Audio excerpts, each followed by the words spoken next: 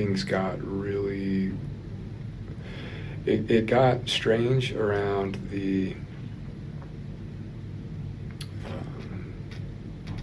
fall of 2020. The Hannahs were trying to convince and bring Ruby into thank you. Thanks.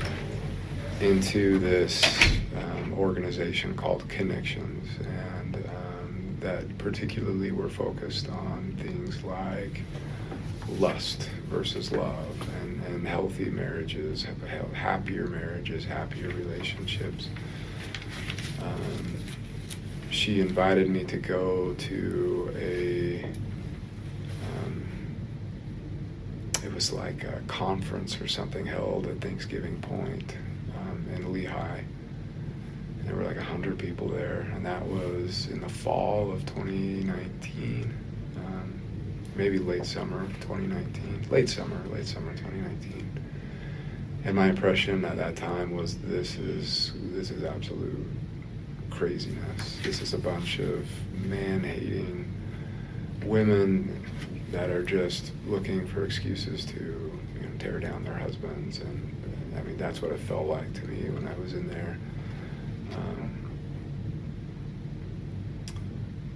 But it was confusing because there were people that I respected a lot that were up on the stage with microphones in hand, giving testimonials of how great this was and how it changed their lives and their marriage, and like the Hannahs were among them,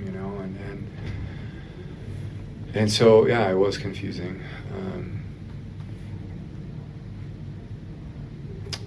Ruby, then we went on a trip with the Hannahs to the UK in October of 2019, and I swear the whole objective of the trip was to like convince me to get into Connexions, because all of them were in it except me, but they made some really eloquent arguments, and I agreed to join a men's group with Jody in January of 2020, and I would do it for 3 months. So I started that men's group in 2020, and the group, I don't know if you've ever been to like an addiction recovery group, but that's what it was. That's what it felt like. I mean, there were probably 10 men in there. It was on Zoom. All of them were like working through, various stages of like sex addiction, porn addiction, drug addiction, and it was just it was like a 12-step group, but intended just for general like addiction recovery. And I really was like, what the hell am I doing here? Like, I don't belong here. But everyone's like, no, come here. Like, you can learn to have a better like life and a better marriage. And so I thought, okay, whatever. I went through my obligatory 3 months, and I was ready to leave.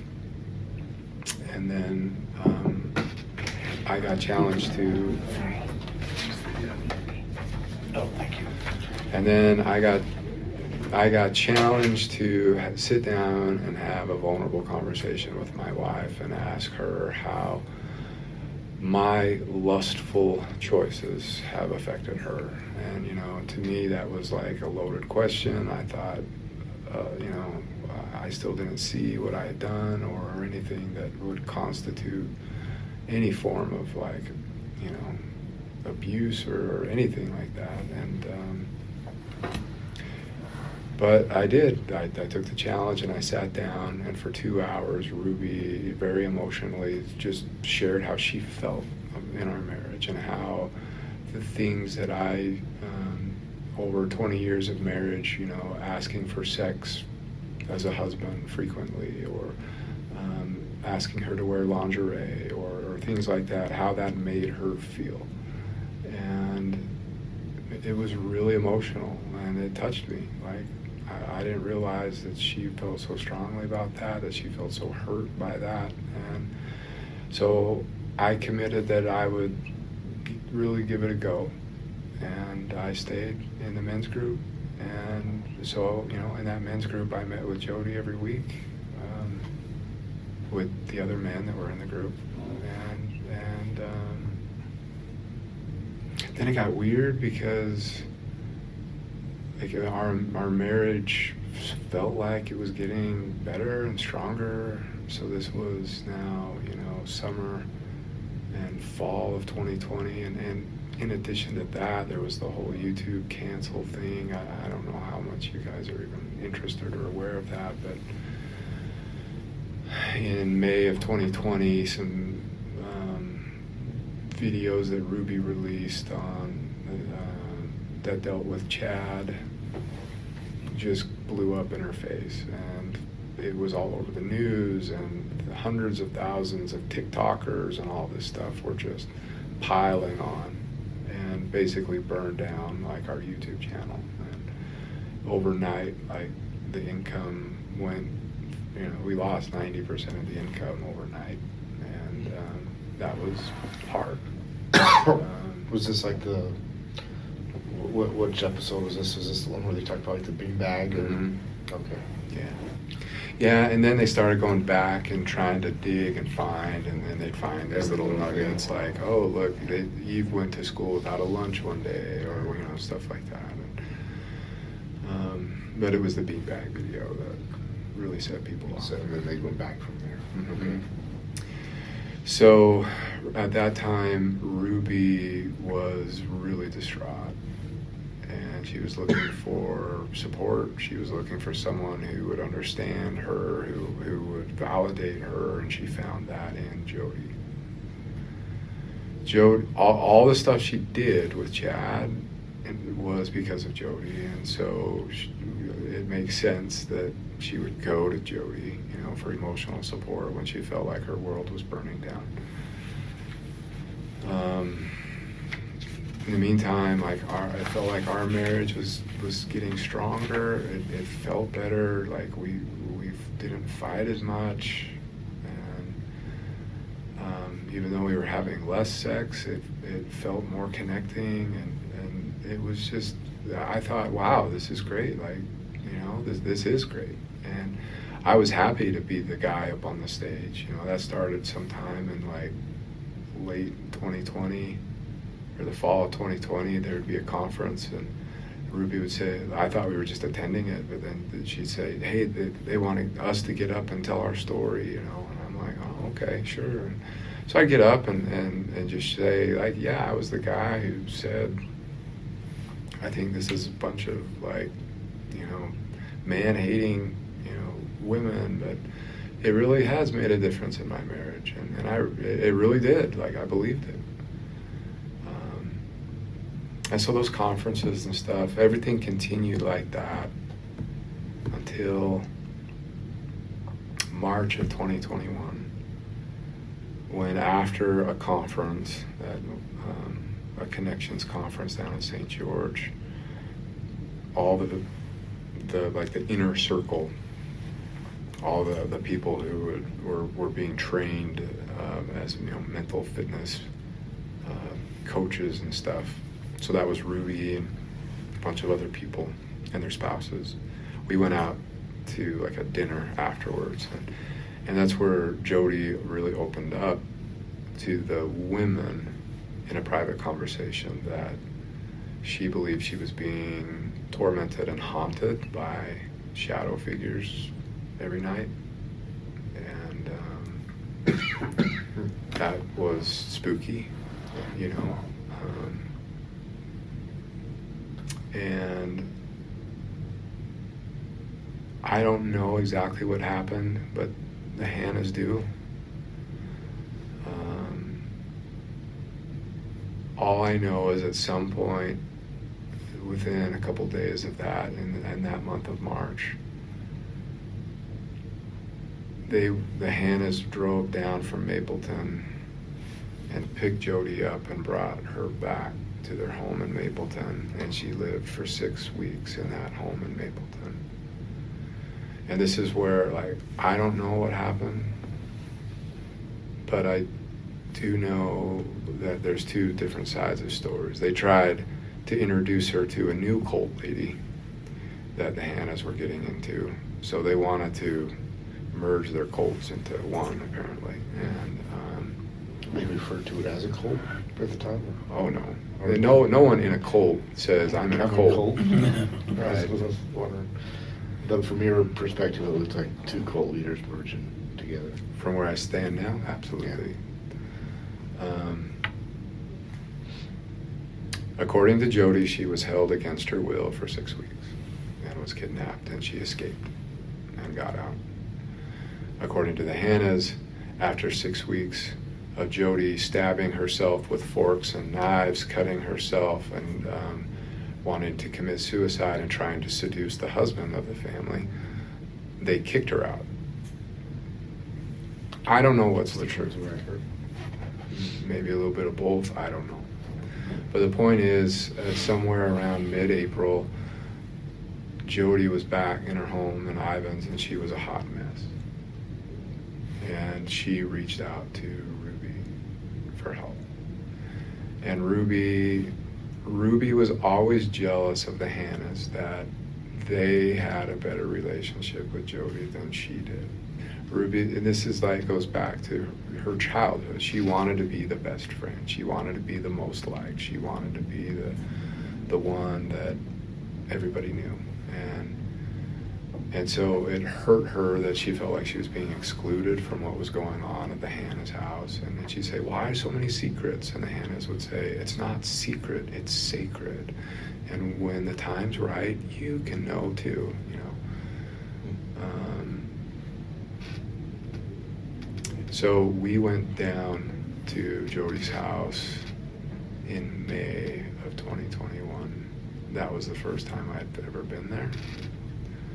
And it blew my mind, as I'm sure you have walked in there and gone, how does a therapist live like this? Like, didn't make sense to me. But we were there, and she opened up and talked about, you know, her struggles and what was going on. And I gotta say, like, I'm a smart guy.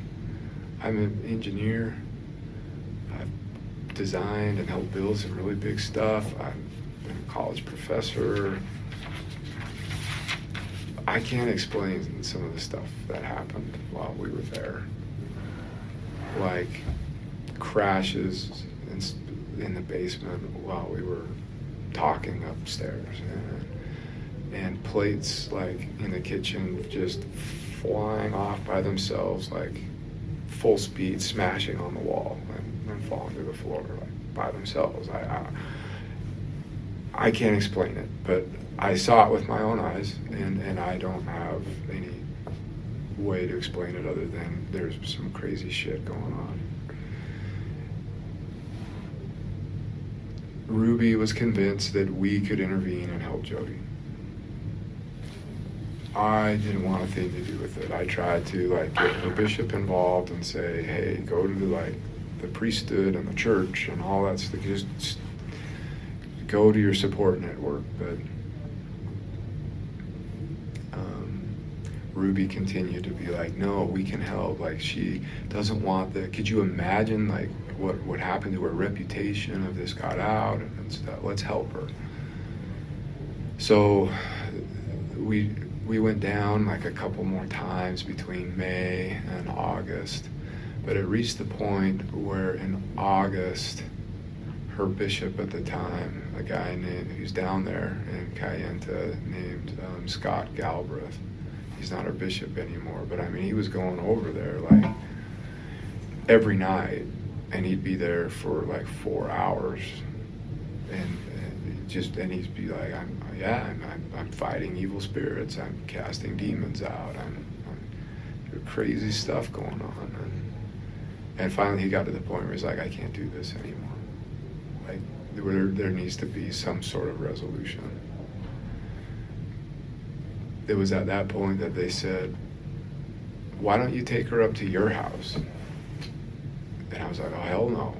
Like, I don't want this in my house. But I was beaten over the head with it. Like, that's really insensitive. You know, she's done so much to help our family, and you're being selfish, and she has needs, and come on, like, it won't be for long. And so I relented, and I was like, okay, actually, you know, this could kind of be fun. Let's just make it fun, and we'll, like, she needs a vacation, so we'll just go take drives up the canyon and stuff like that.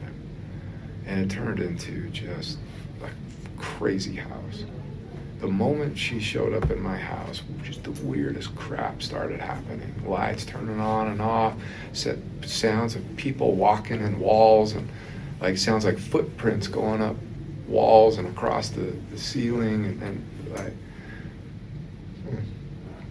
stuff floating around, and it was just, it was weird, and I hated it. And I became the resident exorcist. That was the title I came up with myself. I thought it was kind of funny, but it was my job to like go and give her blessings whenever she started to like go into a trance and go into possession, and which started to be a lot. And Ruby would go up and check on her. It started like every 4 hours at night, and then it moved every 2 hours at night, then it moved every hour at night, and then at some point Ruby said, you know what, I'm just going to start sleeping in there, and if I need you, I'll come down and get you. I'm like, that's kind of weird, but okay. And that was that. They started sleeping in the same bed, and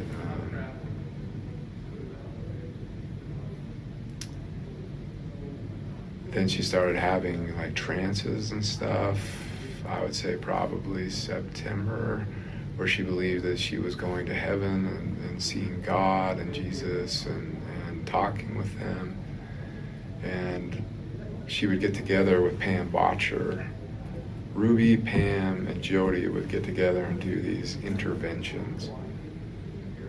That's what they called them. And so they'd just go up and lock themselves in a room for 4 or 5 hours, and then they'd come out and they'd all just be on cloud nine, and Ruby would share with me like she had this amazing vision, and I wrote it and recorded it all down, and we have a work to do from God, and you're part of it, and the bishop's part of it, and we're all part of bringing all this stuff to the world. And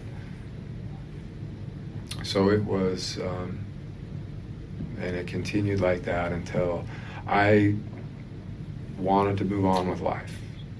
And I would call it dragging my heels, so that was around October.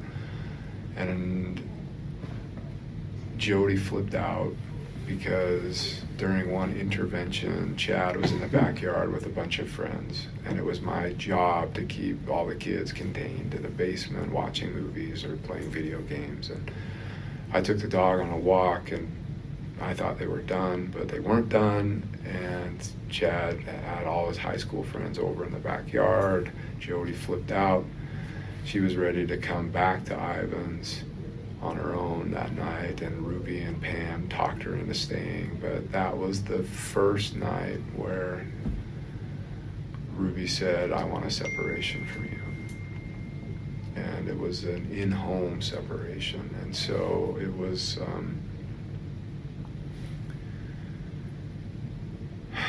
it was hard.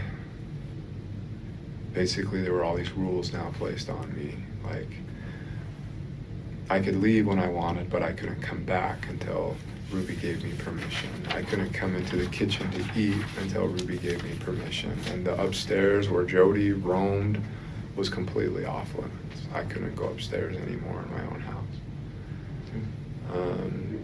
And there would be, Ruby would dictate all of the terms of how our interactions would be, when we would talk, and that was hard. And it was during that time that I really became, I would say, dependent upon Ruby. Like, if she said a kind word to me, like, my whole day was made, right? And so that separation continued all the way up until the holidays, maybe the last week of December, first week of January. And and then Ruby ended that separation. Jody went home the second week of January. But by that time, like, Ruby, Pam, and Jody were completely determined to do this work that they felt God had for them. And I thought it was crazy. Like, I thought it was just batshit crazy. Like, Ruby, you have a reputation, you have a multi-million-dollar business, you have a brand, and you are just giving it away. She wanted to legally, like, work with Jody's attorney to basically give Jody 8 passengers and become an employee of Connexions. So basically the contract was Ruby gives Jody everything and Ruby gets nothing in return. Our manager, our YouTube manager at the time, was like, red flags, like, I don't know how to tell you, she is scamming you. Ruby fired him. And I was like, I believe our manager, I think he's right. And Ruby started threatening me with another separation. And just like, this isn't about money, this is about doing God's work. And so we continued in that dynamic for the next 6 or 7 months until she went on a trip with Jody and Pam down to Arizona. And I think they, like, when I read her journal, she went into Mexico or something and bought drugs or something, like prescription drugs for the emergency kits. And when she came back from that trip, before she even brought the bags into the house, she pulled me in and said, I want to talk with you. And that's when she asked me to leave. And that was July 20th, 2022. My interactions with Jody at that point became one of Jody. I was still in the men's groups, but the dynamic changed. Instead of being like one of the top people that helped run groups and helped support, all of a sudden I felt like I got knocked to the bottom. And Jody was just piling on me every week in the men's groups. And the other men just do whatever Jody does. If Jody piles on somebody, they all pile on. If Jody praises somebody, they all praise. And so it really felt like a pack of dogs. And Jody was the alpha. And whoever she, sicked the dogs on, they would go. Whoever she praised, the dogs would just lick them up and down. And that's how these groups went. And so once I was in separation, every week was just hell, psychological hell. And Jody was running it. Everything was on Zoom. And I knew that the only way I would ever get back into my house was I had to get Jody's approval. Because if I didn't get Jody's approval, I would never get Ruby's approval. But it felt like an impossible task, because no matter what I did, no matter how much I tried to track better, be truthful and not be selfish, every week it was like, you're being manipulative, you're being selfish, you're lying, you're hiding something, you're still hiding stuff. And I really started to question my sanity, honestly. And this was Jody that we were talking about. Mm-hmm. And so that continued for an entire year, but it became more and more and more and more and more isolating. Until, Jody had an approved list of men that I could make phone calls to, and it was basically 3 men. But all 3 of those 3 men were like, we don't want to do phone calls with you anymore because you're being manipulative. And I'm like, well, who told you that? Well, Jody did. So I was completely cut off. And I, if I went to my church leaders, I was seeking enablement. If I went to my family, I was seeking enablement. If I went to anybody, I was seeking enablement. And so it felt like a no-win. I felt trapped. And that's where I was all the way up until the last week of July, when Jody called me one day out of the blue and just said, I don't understand why you're not getting it. You're not changing. I don't get it. So I've been asking God what to do, and God told me that you need to have complete, what's the word they would use? Solitude with God. Become a monk. Yeah. And I was like, what do you mean? And she's like, I don't want you to come to men's group anymore. And I don't want you to do phone calls with any of the men. And I'm like, well, then who am I going to talk with? Who's going to support me? God will. You need to learn to go to God. And so I'm just like, there's nobody. You're just, I'm going to be completely cut off. And she's like, no, you'll have God. So that was the last week of July, and that was my last interaction and contact with Jody. But it was strange because at that time, around that time, things with Ruby started like picking up, and I didn't understand why, but like Ruby wanted to meet in a parking lot and wanted me to sign over titles of documents, like the two of our cars wanted me to sign them over to her name. And to Ruby. Mm-hmm. But I was like, okay, I'm just not, I'm in total compliance mode at this point. Just like, I'm a good husband, you see, you can trust me. And so whatever she asked, like, sign over the cars to me, no questions, just okay. And then another thing, she was like, I might want to do an investment, but I will need your signature. Do you trust me enough that I could get your signature if I wanted to pursue my own investment?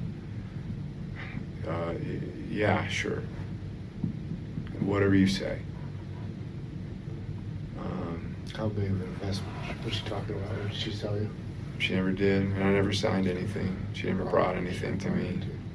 But when I returned to the house, everything was packed up, and a neighbor came over and said she asked for the HOA rules and mentioned to him that she wanted to rent the house out, which I was like, yeah, are you kidding me? And apparently she wanted to sell the house, but couldn't because my name is on the mortgage. And I think that's what she was talking about, of, will you sign something if I just put it in front of you? And you know what? I probably would have. Like, that's how messed up I was. I'm glad you didn't. Me too. That would have been disastrous. Yeah. But I can't describe to you what torture and hell it was to live it was more than a month really, in complete isolation. Believing that I was like evil and, manipulative and lying and selfish, and that I had abandoned my family, and that I was more interested in my selfishness than my family. And I think moving forward, you going through that is going to be extremely helpful. I felt that way because a lot of those are the same words that were used with them, and you're going to understand how they felt, We've already talked about that, Yeah. actually. And the couple of times we've met, I've said, this is how I felt. Did you feel that way? Like, yes, this is how I felt. Like, when we each confessed to things that we didn't do. I'm like, I confessed to things I never did, but I was so scared. And he's like, that's what I did too. So we connected on that level, you know, and it's crazy that anybody can get to that level of desperation, but we were there. We were there. Oh. And this was the end of July, what you're saying? End of July 2022, or the last time you saw Jody was 23. 23. Okay. The last communication I had with Jody was the last week of July.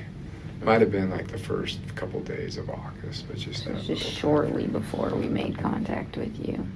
Yeah. Or a you month. made contact with us. A month before. Yeah. Okay.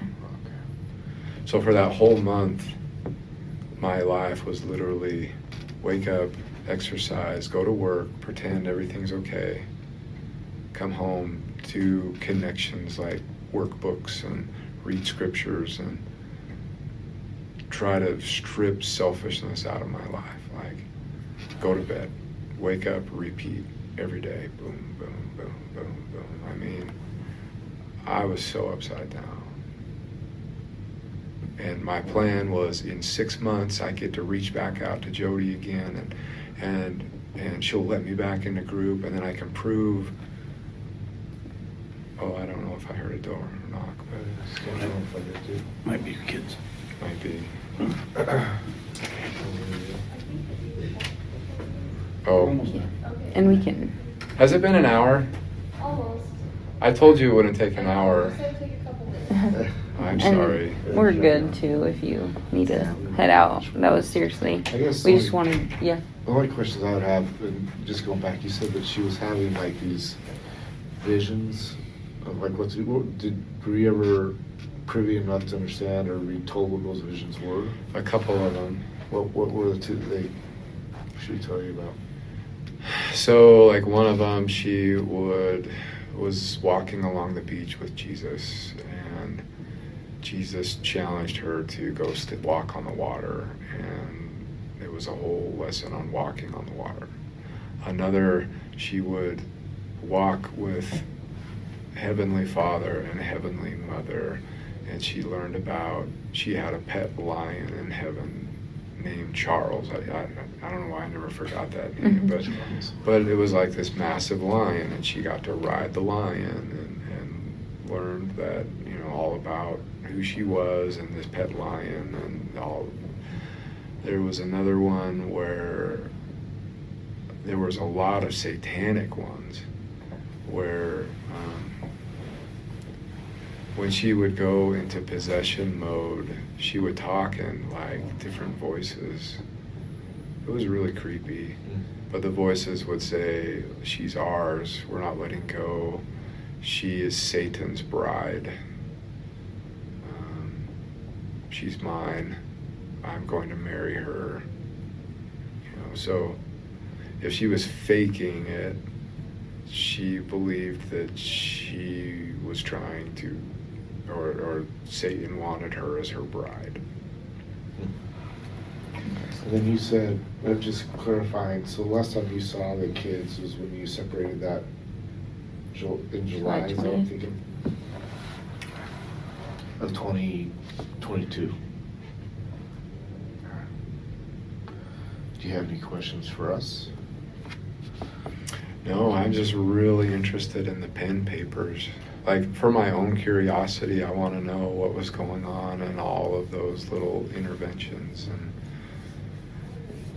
I'll look back through the photos because, like I said, we documented everything in the home, whether we took it or if we didn't. And then I'll reach out to Mr. Kester and let you know. So I have But- a couple of observations when you're done. Yeah, go for it. So I always thought it was interesting, now that you mentioned that she was riding a lion. Kevin told me that when they were having these group meetings, she would never show up. She would show up on the WebEx, but in place of her person would just be this X for the connections. So it's like this Wizard of Oz thing going on. Mm-hmm. And I just thought that she was never kind showed of- her face. Kind of eerie. She Yeah. always covered herself. Yeah. Like, even in the hottest of summer, she would wear these hoodies. She would smell so bad. Yeah.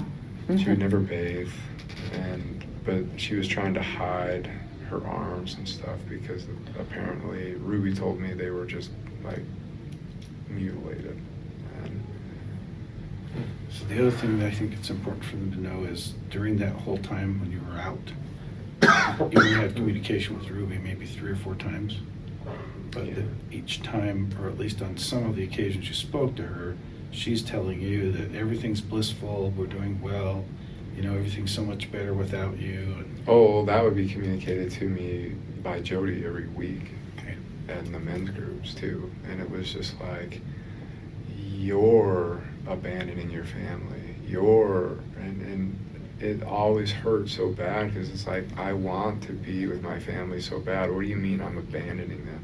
If you wanted to be with your family, you would change. You would stop being selfish. But you keep being selfish, so you want it. And it was just felt like, well, how do I stop wanting it then? It's like, then you must change. Well, how do I change? Well, you gotta want it. Well, what? You know, so how do I want it? You gotta change. It's this like Perpetual cycle. yeah, there's no, I tried to find my way into that cycle. And it felt like, have you ever had a dream where there's like a problem you're trying to solve, but you can't solve it, and how frustrating you feel? That's what my life felt like. And as I'm looking back and I'm realizing there was no solution. There was, you either had Jody's approval or you didn't. I wasn't doing anything different than the other men in the group. But they got her approval, so they were praised and they were repenting and they were doing everything right. I, on the other hand, was manipulative and selfish and enabling and all blah, blah, blah, blah, blah. And she became like the arbiter of truth, the arbiter of forgiveness, God's own mouthpiece, and it was just messed up. Well, I'm glad that you're seeing Realizing that. clearly, you know, Coming out of the and kind of fog. came out of it. Yeah. Yeah, so, Yeah. Yeah. One last mhm. discussion. So in the home, when the warrant was issued, there was a bag with $85,000 cash in Yes. it. And I understand her lawyer, Ruby's lawyer, has all that I'm not, Which home are we talking about? Ivan. In Ivans? in the Ivans home. We don't know. The money was left where it was left. We didn't take Yeah. it. The house was secured when we left. We're assuming that Lamar Windward Yeah, was he able has to it. retrieve it. But we don't, I can't tell you Yeah. one or the other. if we do. So here's kind of the issue. That money, she cleaned out their bank accounts. The kids' savings accounts. Yeah, and yours too, your joint account. Yeah. That's where that money came from. mhm. So I don't know if you can have, or if I need to have a discussion with the county attorney. Kevin would kind of like his kids' money back. Yeah, Yeah. so it would be civilly, so I would go address that. Talk to with Lamar. Lamar, and yeah. see what those funds are being used for. I don't think he wants to give them up. And I wouldn't either if I Yeah. were him. Yeah. I think he's using it for attorney fees. Yeah, I don't know if the county attorney is gonna be able to separate that out unless the judge has already separated it out. Even the county attorney's gonna look at it and go, it's civil, it's both your guys' money in some sense, and But they'd if have you to- the judge did- would have to divide that up to where it goes. We can do that. He's the county attorney, wouldn't if you did go civil though, I feel like that would be your fastest route to, It's just dirty what she did. yeah. She No. stole Yeah. money. She stole money from my 18-year-old son out there. And it's wrong. Well, the other thing that you didn't, that, I don't know, I mean, there's a lot there, but I think they need to know that while Jody was living in your home, she was also purportedly giving therapy to Chad, and Chad was Every paying week. her. And he's like, what, At that time, we 15, were 16? paying her. Oh, okay. It wasn't until Chad moved out that part of his therapy was he needed to pay for his own therapy. So at age 17, he was paying her $900 a month to get brainwashed. Dad at 17? He did. What was he doing for work? He worked at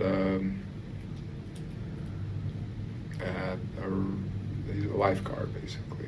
Okay. Lifeguard supervisor at So two most of his different rec check- centers. Yeah. So it was like the majority of his check was going to Jody, He was paying her more than he's paying rent, wasn't he? So, 3 times as much. That's crazy. She's I not a mean, nice obviously, you've person. seen her house, and what she has, she's making, there's a lot of money going around. Maybe there's a lot of money. I don't know if we can, sorry, I've been a little sick. I'm not sure if we know where that money came from or where it went. Like, it doesn't seem like she's had an income within the past little bit, so. Did her book sales, were her book sales? I can't imagine. I can't imagine they were. But, anyway, I need to get my kids. Yeah, we'll So definitely you're let good. you go. Thank And You're thank you good. so much for your time. I We appreciate I it. want to cooperate though in anything related to Jody and Ruby and Pam. Mhm. And if I can help. Well, we appreciate We'll that. reach out to your attorney if that's okay, if you have any other questions. We can do it over the phone or something, we'll have to meet in person.